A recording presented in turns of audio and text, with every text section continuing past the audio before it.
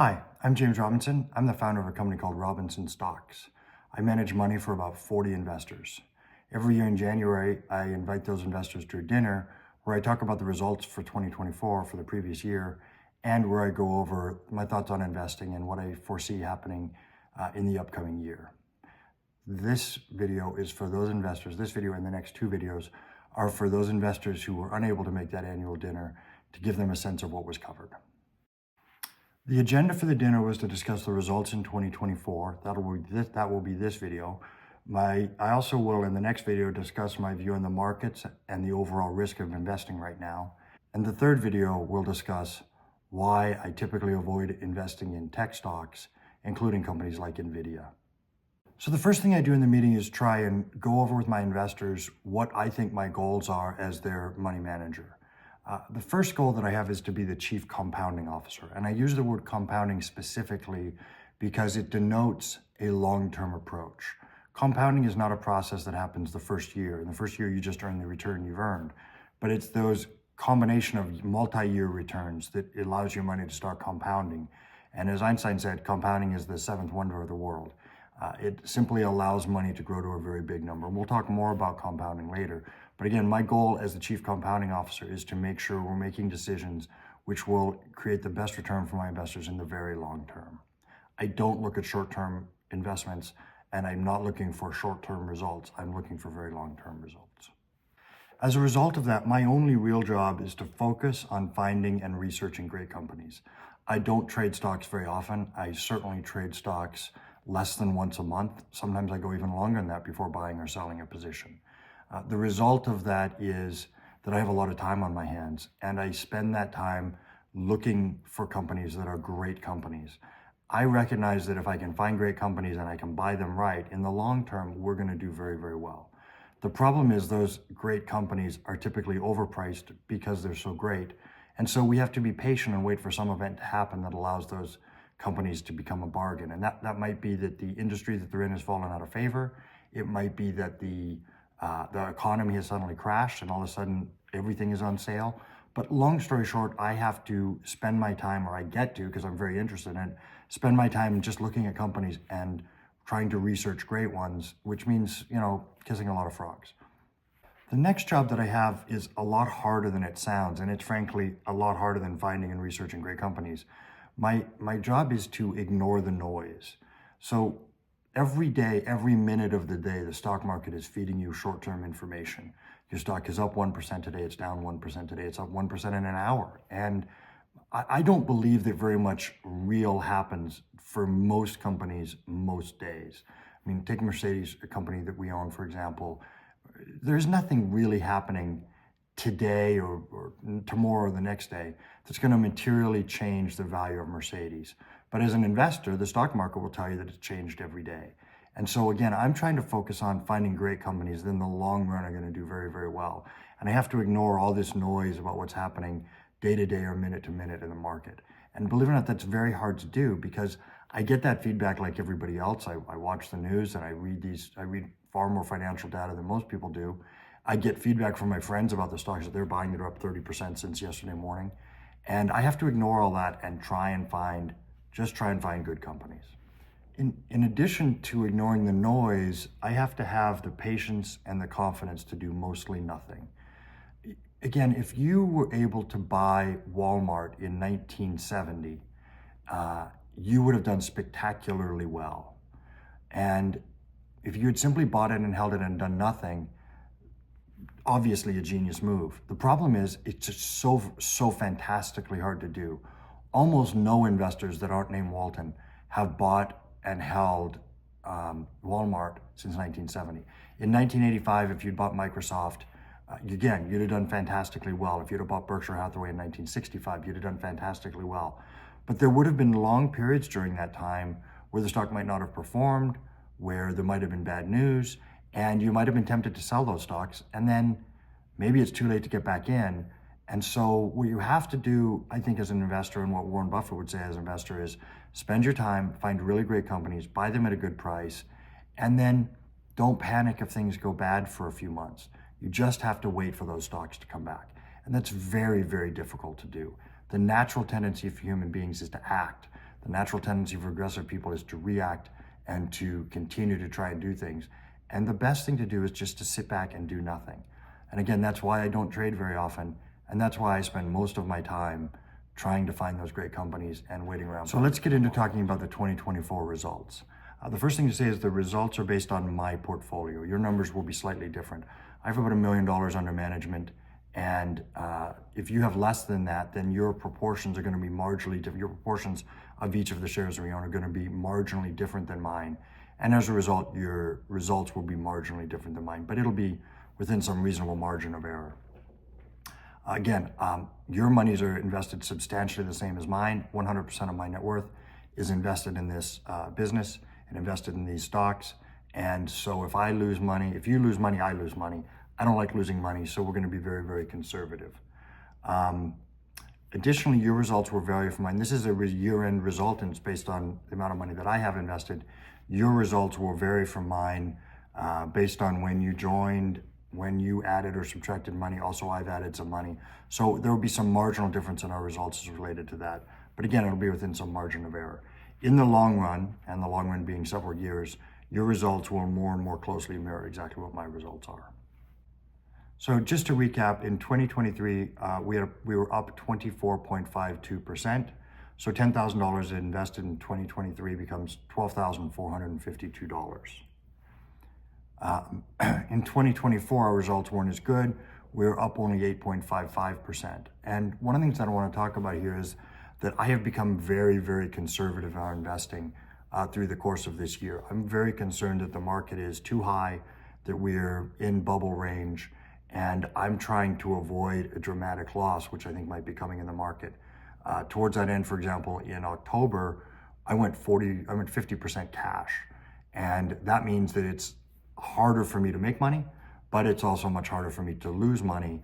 And while that crash hasn't happened yet, I still believe that it's imminent or reasonably imminent. And again, what you have to remember is that my money is invested the same way yours is, and I don't want to lose money in that crash.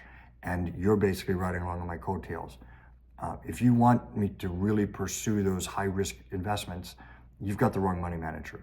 What you should probably be doing is taking your money away from me and giving it to somebody who will make those promises to you. The promise I'm going to make is I really don't like losses. I'm going to be very conservative with my money and thus with your money. And the result is when the market is booming, we're more likely to underperform the market. Again, hopefully that mirrors itself when the market is in trouble, and we'll do better than that. And in the long run, as you'll see in our results, it should all work out. Again, we're up 8.55%. So if you'd invested $10,000 in 2023, it's now worth $13,516. So in the last 2 years, we've been up pretty substantially. The results of January 1, 2023 through December 2024 is that we are up 16.3% a year. That's a very good return. To put that in perspective, if you'd taken $10,000 and invested it at 16.3% for 20 years, that would be worth $204,000. So you'd have 20 times your investment over 20 years. That's the kind of return that I'm trying to get to. And if you look at it, take it even further, in 30 years, that investment would be worth over $1 million. So a 16.3% return is a wonderful return. It would outperform the S&P 500 in the long run, and I'm very, very happy with it. So let's go over my goals as it relates to our returns. The first goal is to not lose money, right? Nothing is worse than losses, and so we want to make sure we're investing in a way which prevents us from having any losses over a 1-year period of time. Secondly, our goal is to outpace inflation. If inflation is 10% and I'm going to grow your money at 9%, you've lost 1% of real wealth. And so even though your numbers are getting bigger, they're not getting bigger relative to inflation. So towards that end, inflation, according to Google, and it was 2.9% in 2024. So we averaged 8.5%. Inflation was 2.9%. We dramatically outpaced inflation. So you have more money at the end of the year, and more spending power at the end of the year than you started the year with in January. So again, we're very happy with those results. The third goal that we have is to outpace the S&P 500, and we fell woefully short there. The S&P 500 was at 25.02%.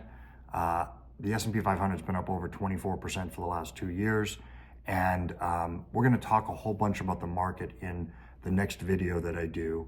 But I recognize that we haven't performed as well as the S&P 500. Again, I think the S&P 500 is in bubble territory. I think that the S&P 500 is going to be relatively easy to outperform in the next few years, because I think we're going to pay a price for the last 2 years of really exorbitant, really high growth that I don't think is sustainable, and I don't think really reflects what's happening in the market. But again, I'm doing a whole video about that, and you'll see that coming up soon. So I made a prediction in October that I felt the market was too high, that the market had to correct, and that the market was going to suffer some significant downturns. The problem was I said it too early, right? I said it in October, we're now in February, and it hasn't happened yet. So effectively that means I'm wrong. And I acknowledge that at least in that period of time I am wrong. It doesn't mean that I'm wrong or that I won't eventually be right. And again, I'm erring on the side of being conservative. I'm erring on the side of trying to protect our money. And that's the right side of that equation to be on. But I recognize that my investors are having to be pretty patient, and they're a little frustrated that my crystal ball isn't as clear as it might be. I want to put results relative to the S&P 500 into a kind of context. And so the gold standard for investing is Warren Buffett, and his investment vehicle is Berkshire Hathaway. And he took control of Berkshire Hathaway in 1965. Since that time, he has achieved a total return of 4,383,748%. During that time, the S&P 500 has earned 31,233%. So effectively in 60 years, Warren Buffett has done 15 times, he's done 150 times the return of the S&P 500 in that period of time. But he didn't beat the S&P 500 every year. In fact, Warren Buffett lost money for his investors 11 times in those 60 years. So that's about 18% of the time. So Warren Buffett managed to return a 4.3 million % return for his investors, even though 11 different times he lost money. During those 59 years, the S&P 500 has outperformed Buffett 20 times. So 1/3 of the time, the S&P 500 has beat Warren Buffett. But despite that, Warren Buffett has managed to make this 4.3 million % return, which is 150 times as high as the return that the S&P 500 has done, even though the S&P 500 beat him 20 times. The S&P 500 has outperformed Berkshire by 10% or more 11 times. So again, about 18% of the time, the S&P 500 absolutely kicks Warren's ass. But in the long run, over the long term, it's not even close. It's also interesting, the S&P 500 has beaten Berkshire 2 years in a row, 4 different times, and once it beat Berkshire 3 years in a row. So where I'm going with this is that if you just focus on short-term results, you can't beat Warren Buffett and you can't get his results. If you just focus on beating the S&P 500 and that's your only goal, it's not possible. At least Warren can't do it, so neither can I. It's not possible to do it every year. But the goal is to do it over the very long term. So let's look at how I've done in longer term results. As you can see, in the last 12 months, I've earned 8.55%. The S&P 500's earned 25%. So I'm down 16% versus the S&P 500. But if you go out 36 months, I'm up 16.84%. The S&P 500's only up 8.94%. Remember, in 2022, the market lost 18%. So I've beaten the S&P 500 by 7.9% a year over those 36 months. Over 60 months, I'm up 20.7%. The S&P 500 is up 14.3%. So again, I beat the averages over that period of time by 6%. And over 88 months, which is as far back as my investment go, as far back as my results go, I'm up 18.2%. The S&P 500 is up 14.33%. So I beat the market by almost 4% a year over that period of time. So again, the thing to keep in mind here is that I'm not at all bashful that my results were what they were in 2024. They were 8.5%. They were 8.5% because I became very conservative, because I was not willing to take the risks that the market represents. And believe it or not, as frustrating as it might be, I would do the exact same thing again, given this data. Let's look at another measure of my results that we should be considering as investors. And that's how we've done in terms of dividends. Dividends are cash that are actually paid to us by the company every year. That's money that's in our pocket. Nobody can take it away. It's ours. It's one of the results of investing. And just to remind you, for those of you who are not heavy investors, a dividend is simply a company earns a profit every year. and they share those profits with the owners of the stock, who are also the owners of the business. And typically they're paid quarterly. The measure of those results is what we call a yield. So if you own a $100 stock and it pays a $10 dividend, that's a 10% yield. If you own a $20 stock and it pays a $3 dividend, then that's a 15% yield. So let's go over our results and how we've done. The S&P 500 paid dividends of 1.21% in 2024. So for every $100 that you had invested in the S&P 500, those companies paid $1.21 in 2024. It's important to note that's the lowest yield in history. We did much better in terms of our dividends. Our stocks paid a dividend yield of 5.2%. So we owned 400% of the yield paid by the S&P 500. Again, that's a measure that our companies are very well priced. They have lots of earning power, and they share that earning power with us, the shareholders. And we're going to get paid off in dividend yield, in stock price over time as those companies do better and better. But at least in the short term, we're getting cash every month from the companies that we own. So, and to put that in perspective, our stocks that we own generated 400% the yield paid the S&P 500. So I'm very proud of that. I think that's a good measure, especially if you're retired or you're considering retiring. One of the things you want to look at is maybe the dividend yield or the dividends on your investments is the money that you can use to live off of. And so this gives you a sense that we have about a 5.2% yield here. So the next thing I want to go over with my investors, and what I think is the most important measure of how I've done, is my work product. My work product is most assuredly not an 8.55% return. The fact is, I don't really control what the market's doing. I can't generate better returns than the market allows me to generate. But I can generate research. I can do my homework. And I believe the more homework that I do, the better results we're going to get, right? The idea is the harder I work, the luckier I get. So in 2024, I analyzed 702 different companies. That's up from 527 companies in 2023.